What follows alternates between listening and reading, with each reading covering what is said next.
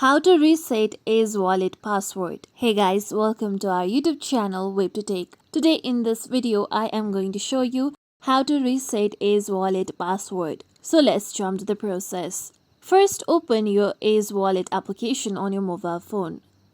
Make sure that you are logged into your account. Now here you need to first enter your code. So enter your 4-digit code. After you do so, you'll be taken to the home page. Now tap on the 3 lines present at the top right corner. Then tap on Settings option.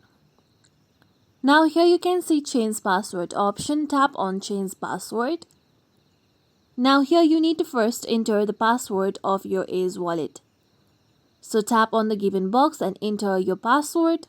After you do so, tap on Submit. With this, again tap on Change Password.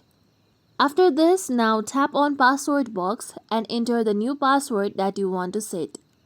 Make sure that it fills all the criteria that are mentioned. Then tap on confirm password box and re-enter your password. After you do so, tap on done. With this, now you'll be able to change your password. Now tap on OK option. Make sure that you remember your new password.